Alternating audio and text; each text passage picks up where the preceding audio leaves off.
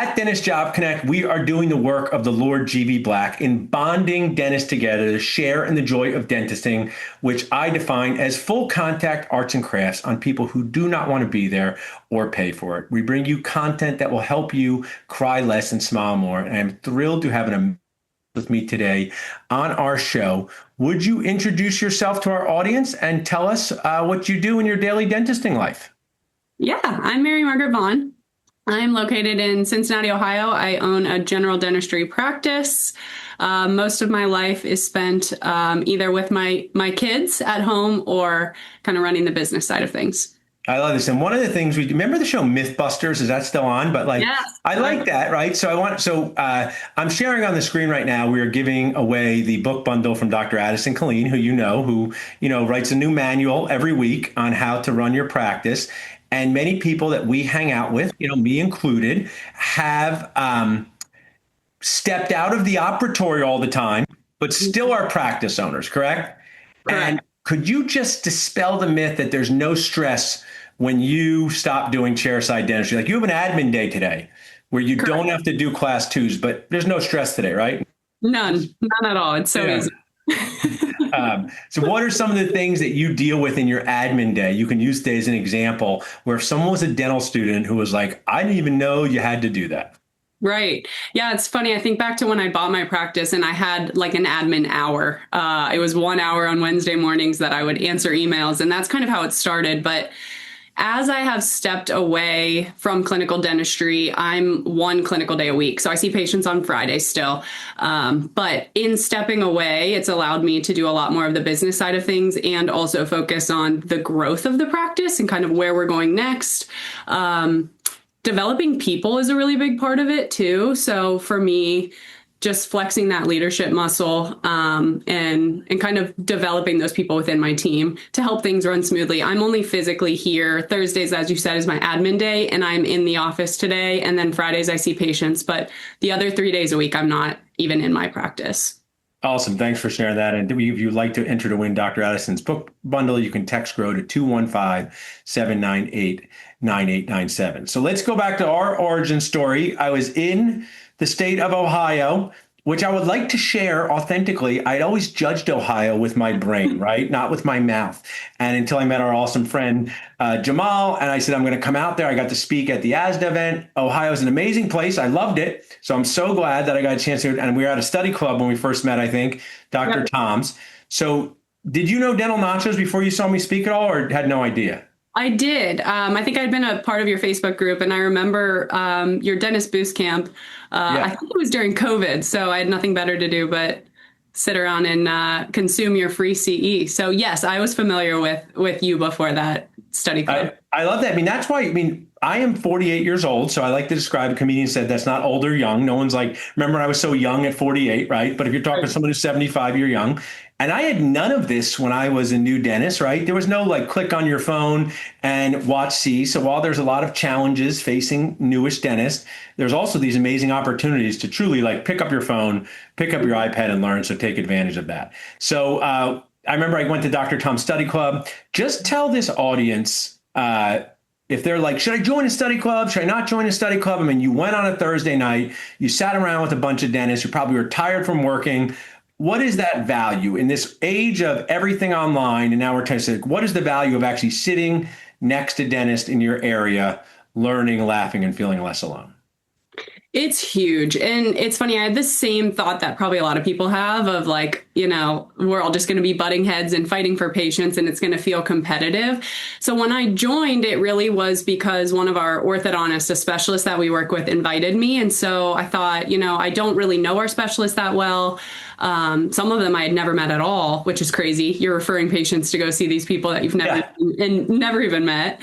So I really joined for that reason, but I was so pleasantly surprised that the other general dentists, just like me, that are, a mile, 2 miles down the road, we have been able to form really great relationships, and it has not at all felt competitive. So it kind of broke the ice in that sense, and just, I think, made us a better community partner.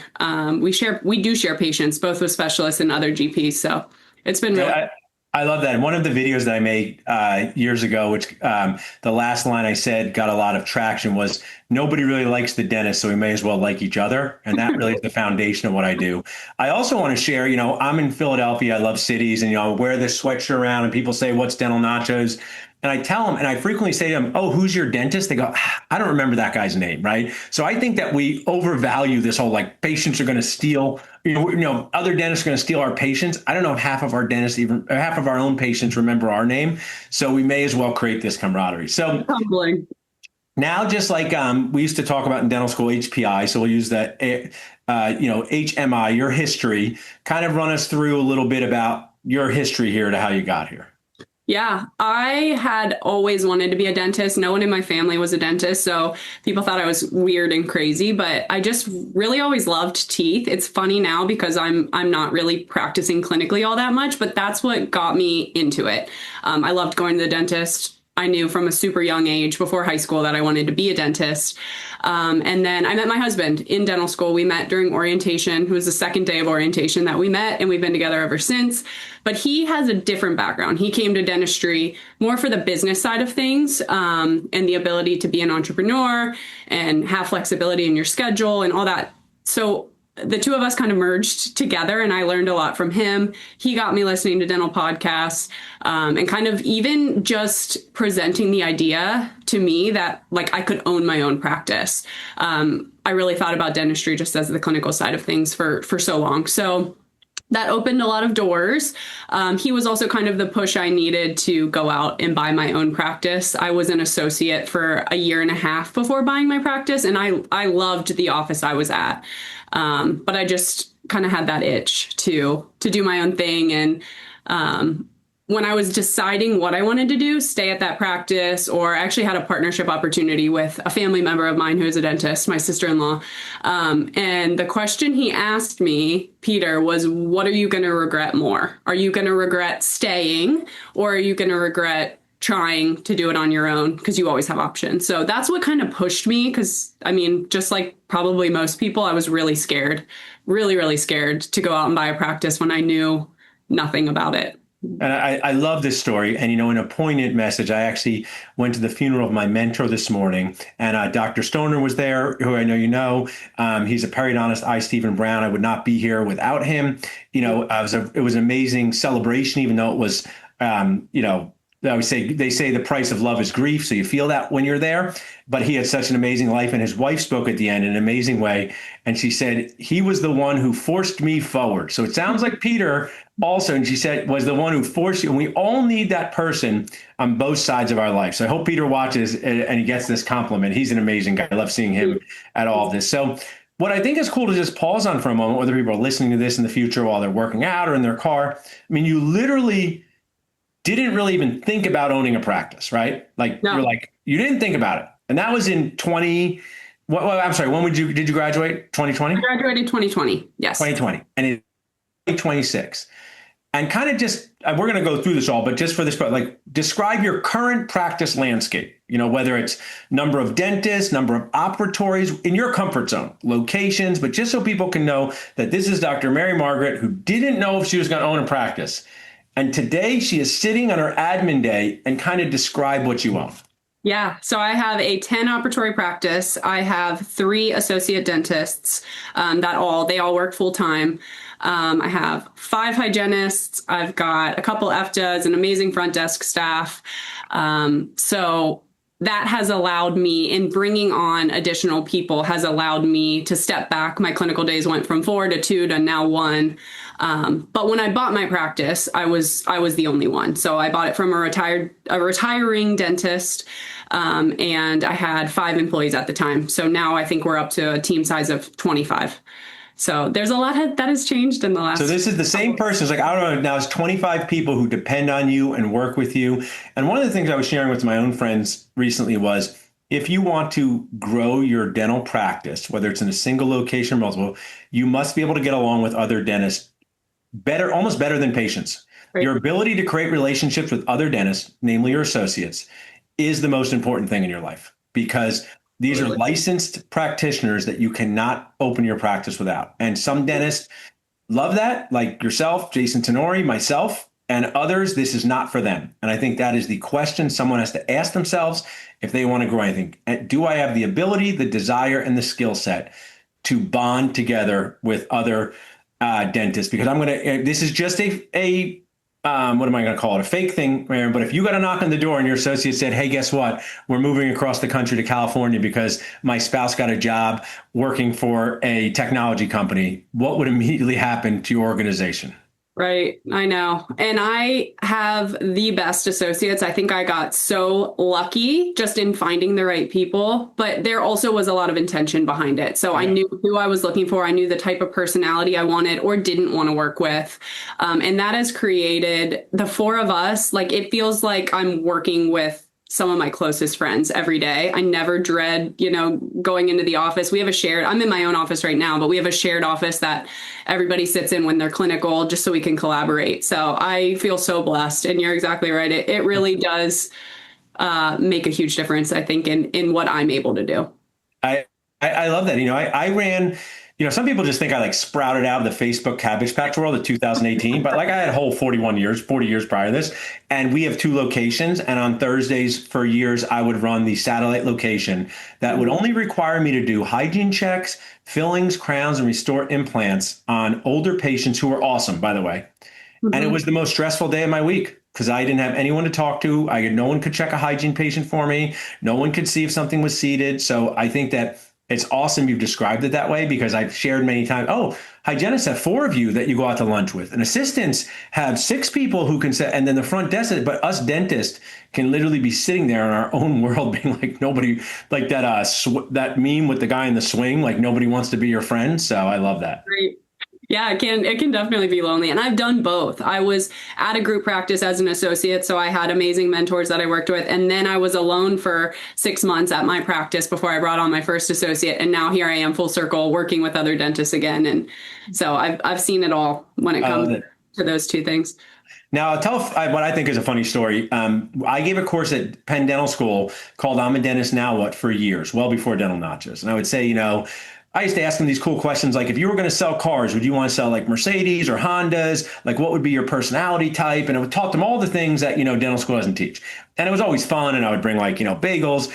And I would sometimes have a female dental student come up to me and be like, could you speak to the Young Women's Dentist Society? And I'd be like, I'm a 31-year-old dude. And they're like, you could try. And I believe in this so strongly that you need to see role models who are doing the thing you do, whether it's building companies or building families.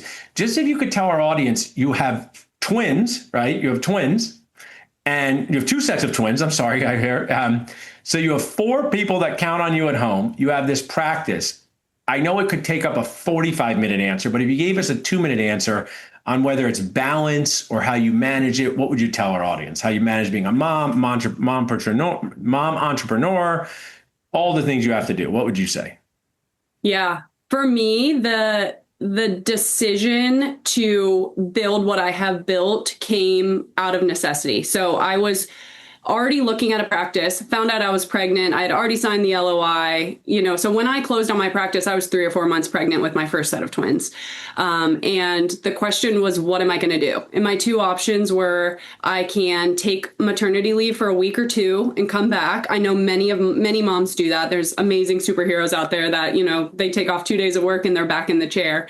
So that was one option. And the other option was to find coverage long term, because I could not find short term coverage. That wasn't working out for me. So I knew I didn't want to be back in the chair relying on my clinical production for not only my family's income, but all of my employees that count on me. So that drove me totally fear driven. I was terrified, but to hire my first associate.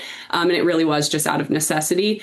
But in doing that, I saw that it enabled me to spend more time at home with my kids, or be able to spend time at all at home with my kids. And for me, that's really important. I love being able to be present with my kids. I know it's not the type of life every, business woman wants, but for me, it is, you said balance. It is a sense of balance. I get to be home with them. But then I also get to come to work, and work is so fulfilling to me because I don't do either of those things 5 days a week. My kids do not love me as a mom. I joke all the time. Like, I would be a terrible mom if I did it all day, every day, 7 days a week. And I didn't have help and support when it comes to everything that goes into raising 4-year-olds and toddlers. But being able to have that balance has worked so well for me, and it's made both of those things, motherhood and business ownership, a lot more fulfilling. I love that, Murray. Like, I'm a big both person, a big and person. Dennis, we can tend to be a little dramatic, right?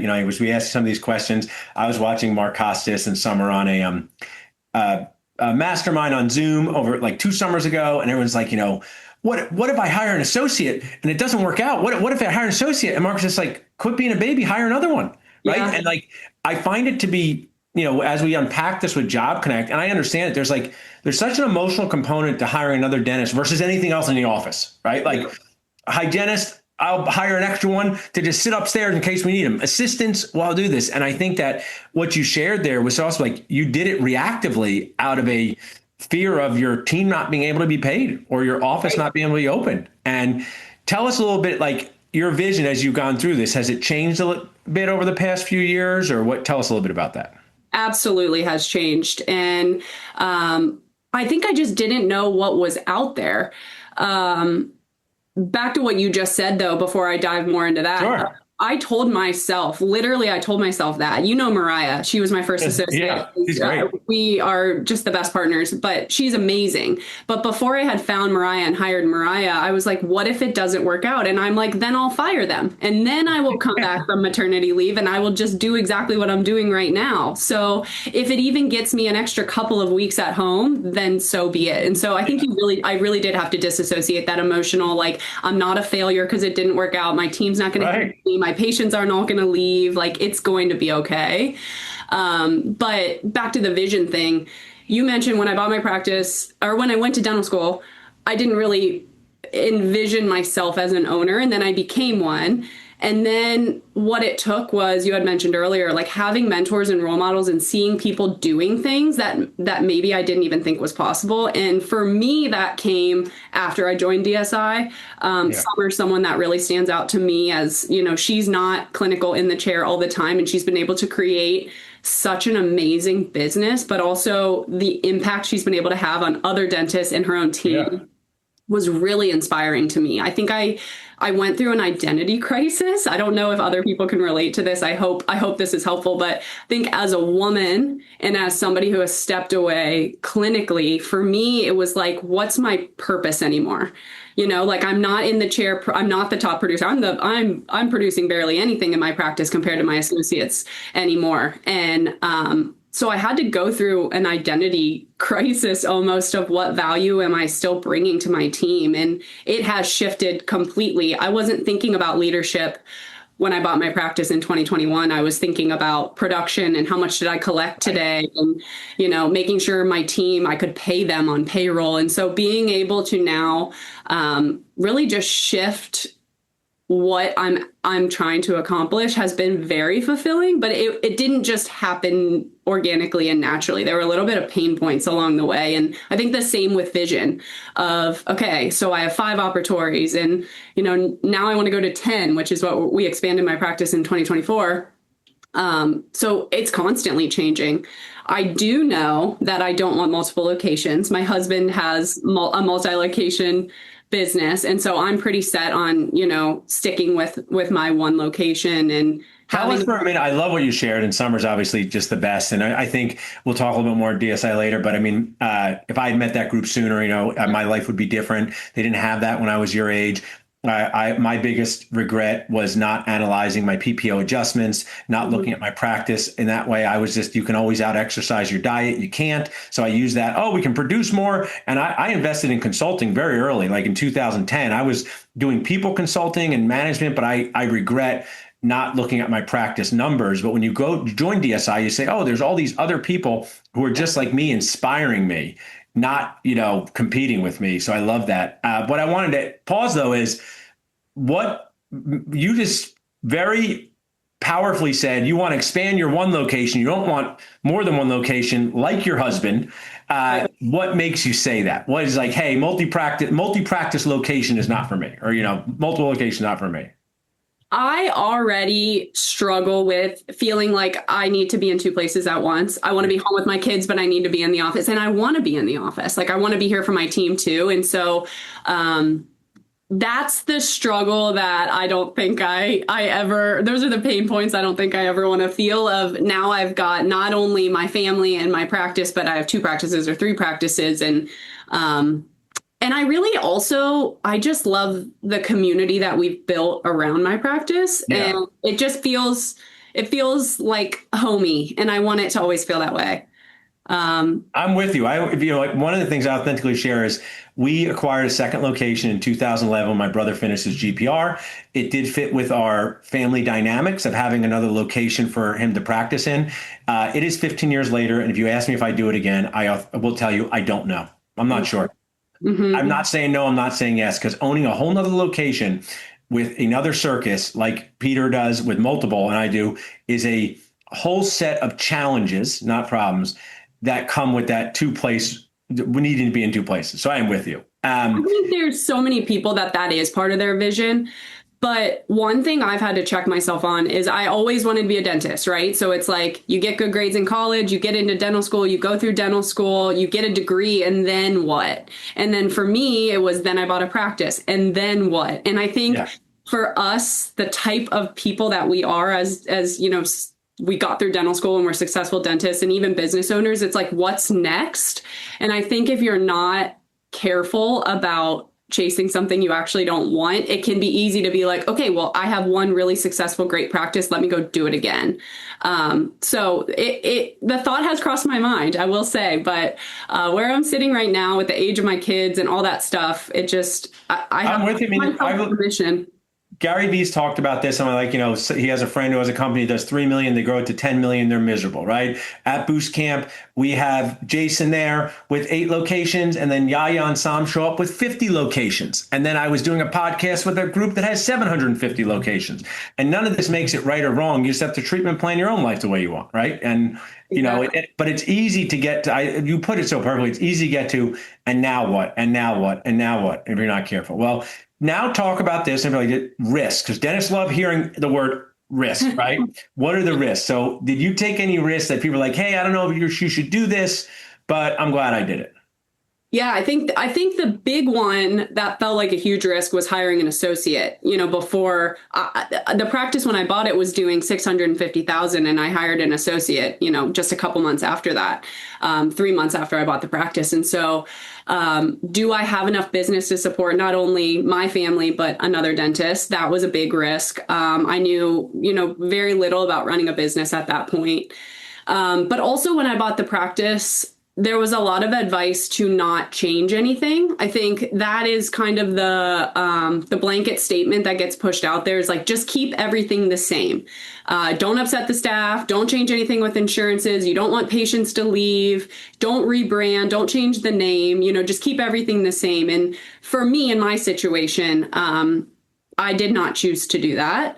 Now I understand, when there's a sale and the retiring doctor stays on, or there's a certain reputation, maybe things are different. So I'm certainly not giving advice the other way. But for me, I rebranded right away. I changed the name of my practice. I re-credentialed with insurances, and nobody on my team left. I think I didn't give them enough credit for how resilient they could be to go through these changes. But at the time, it felt really scary. I'm like, maybe I should just leave everything alone and everyone will be happy. But what I ultimately wanted required a lot of changes, and I did that pretty early on against some advice from other people. I love that, Sharon. I mean, those things, it's like I am fairly good with helping people personally and professionally. And it's being like, there's no alternative universe where you're going to know exactly what would happen if you didn't do it. But really make decisions with like your eyes wide open both ways, right? Like, I don't know, like we bought an older practice and the office manager came with it. And if I probably told her she couldn't keep her like trinkets at the front desk immediately, that might not have been a relationship builder, right?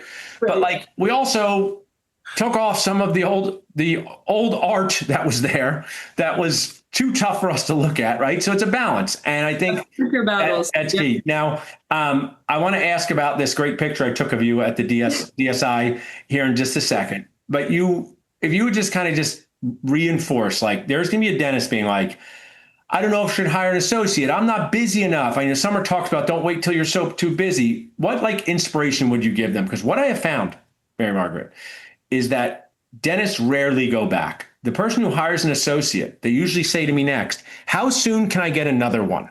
Which shows that that is a positive, but that first associate is such a big thing. What would you tell them? It is a big thing. I would also not go back. So I agree with that statement. Right. I think I can't imagine going back to how it was right when I bought my practice. For me, just prepping the team and kind of getting the team and the practice ready to bring somebody on. I think going from 0 associates to 1 was the biggest leap. And then after that, it was just normal. There was no, mutiny from patients or team members when another doctor came on. It was like, I think it was more self-inflicted than really. Oh, you said it right. I mean, there's a dentist, I won't mention his name, Dr. Todd Fleischman, who lives near me, and he's one of my best friends. In 2017, I said, you need an associate. He said, Paul, I can't, fee for service. Everybody wants to see me. But I said, I don't care about any of that stuff. You need an associate. Now he has multiple associates. Yep. And the fear is, what if the patients don't want to see the associate? Okay. Well, first of all, there's many ways to get past that, which we can talk about in a future. But now he just says to him, he's so 9 years later, he said he'll never go back to practicing alone. When one of his patients says, I don't want to see your associate, I'm going to leave, he goes, well, if you leave, you're not going to see me either. So you may as well give him a chance. Yeah, and I think that's a brilliant 2 lines. I love that. Because he just holds firm to the person's emotional instability, right? And just to be clear on this, he's a fairly talented dentist he's not saying my associate's going to do a full mouth rehab the first time. In his office, it could be a hygiene check, right? Like it could be a hygiene check or a one visit filling that these patients are pushing back on. So he sets his associate up for success. So I think that's just a great line. If you leave, you're not going to see me anyway. You may give me a try. That's so good. I think too, just making sure you're hiring the right people that not only do they practice dentistry up to your standards, but they treat people. They're going to treat your patients and your team. That was the biggest thing for me. And that's what I focused on in interviews is how are you going to treat my patients and how are you going to treat my team? Because if you're not going to treat them the way I would, then you're not the right fit for my practice. And I think love it. I saw so many ads that's like needs to do molar endo, needs to place implants. And I didn't care about their clinical skill set. Obviously, I'm going to bring on a dentist that's going to do good dentistry, but I wasn't thinking about it like, how can I bring more revenue into the business by hiring somebody that can do a procedure that I can't? It was more, do our philosophies of how we care for other people align? And I think once you do that, it takes the pressure off of bringing somebody new in. I'm so with you. And Jason Tenori was at our boost camp giving a breakout session, and he has a large organization and he shares to get this fit. When he interviews an associate and he thinks they might be a fit, he sends them a 10-question thing that said, these are the most common questions people ask about this job. Read through them and get back to me if you want to work here.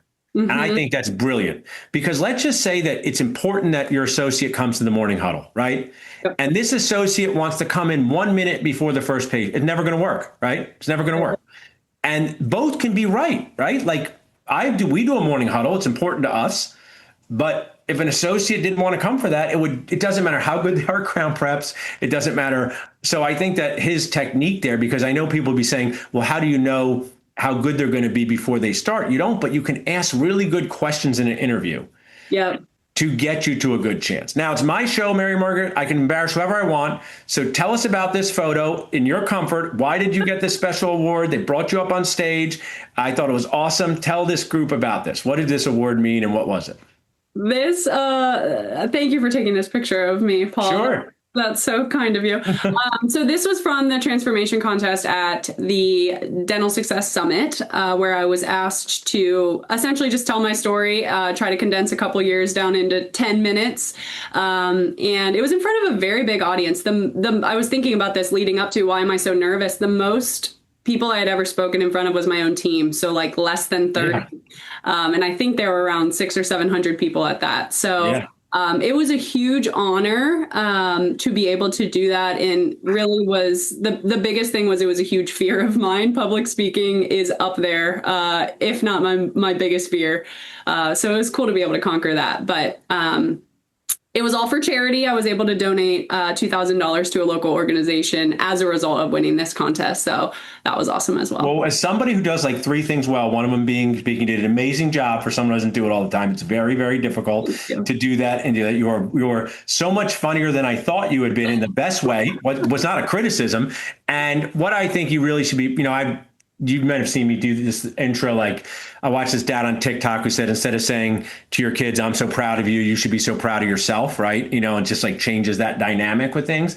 You should be so proud of yourself because you're the person you wish you saw in dental school, right? There's someone sitting in that audience. I brought dental students and young dentists and associates, and it doesn't mean they're going to grow 10 operatories. It doesn't mean that they're going to be grow to 24 operatories, but you just give them you can do it in a very cool, practical way. So that's it. Somehow with the DSI group, there's this magic wand that these people go up there with what many people would think would be braggadocious, look at me things, and it comes off in the most authentic you can do it too. And I just think that's such an amazing thing. I mean, you probably feel the same way when you're watching those speakers up there.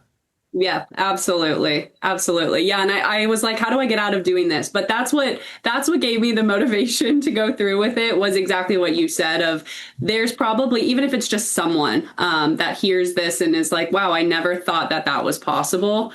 That's why I did it. That's what you should be proud of that. I want to add, we touched on some of these, but I do want to just ask you about this. I have shared this authentic. My wife, Mary, who's, same name, awesome. She helps us at Dental Nachos and Dentist Job Connect. And I say this authentically. I couldn't imagine if she was building a Dental Nachos and Dentist Job Connect. Like I couldn't imagine. Dentistry is a little different because, what I build over here, there's like no manual. Like Addison has no manuals for me, right? So like I wish he did. And it doesn't mean that it makes it easier, but dentistry, Peter's thing and your thing, there are recipes and cookbook that you can rely on. That doesn't mean that it's not hard. So how do you guys do this at the same time? If someone's like a young married couple being like, we both want to be owners, and you guys are good examples, how do you make that happen? It's funny. We just talked about this, and we actually had the opposite approach. And we both said, I can't imagine if you weren't also doing this with me, because I feel like we just lean on each other so much. He's pediatric, so the dentistry is very different, but the people aren't. Like the team members and the problems and all of that stuff is the same, and we get to talk about it a lot, and we're kind of each other's coaches. So that part has been really cool.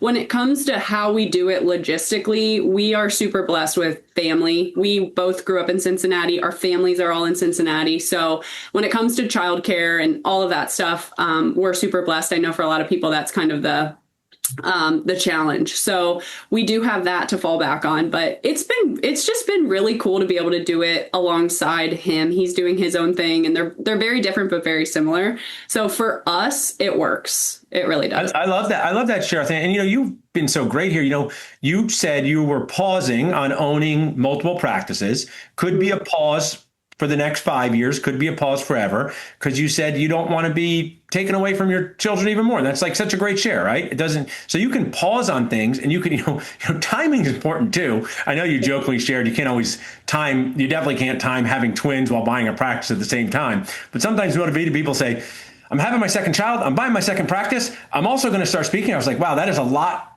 to time at the same time. So I think that, in a funny way with the wordplay, timing of all of this is important too.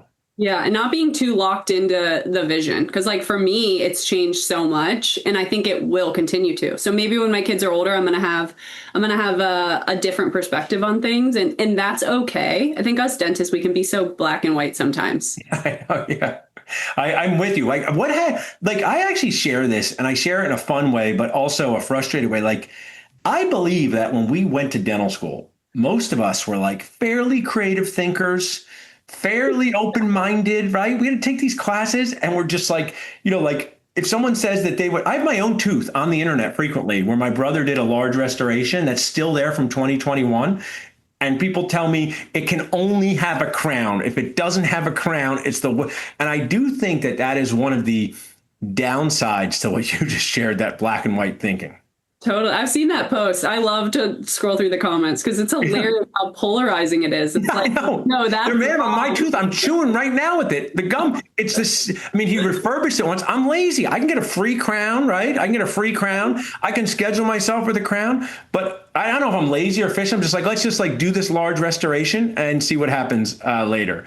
I want to ask you as we wrap up two great questions: the legacy you want to leave, and what you're excited about in the years ahead. So tell us a little bit about that. Oh, the legacy. That's a great question. I think what we're trying to teach, was that specifically about my kids? Is that Anything? I mean, it could be like, I mean, obviously, I'm in this poignant moment from hearing all these things said about my mentor, and his kids spoke, and they said, he always knew how much he loved you, and a lot of these amazing things about people like that. So I know legacy is like a heavy question, but as you continue, because you're still newish in your career, what do you want? You've talked about your associate now as a partner with you, right? Is that correct?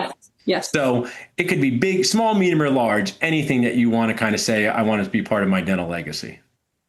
For me, it's about leaving people better than they came. So whether that's a team member that started with us or a patient, and I've had a lot of team members that I've had to say bye to, not because it ended screaming and throwing things at each other, but it ended on really good terms. My biller actually just became a stay-at-home mom. It was what her family needed, and she still comes to the practice to do dentistry. And like, I want to look back and be able to say that my kids or my patients or my team are better people because of the relationship that we had. And it's a business. So I'm, of course, looking at the financial side of things, but there's a lot of decisions that I make that prioritize people over money. And I think you were talking about associates too. And the one thing I didn't have an opportunity to say, but is still in my mind, is that there are so many times where I'm like, what would I want as an associate? And it's not going to benefit me as an owner because I'm paying more money,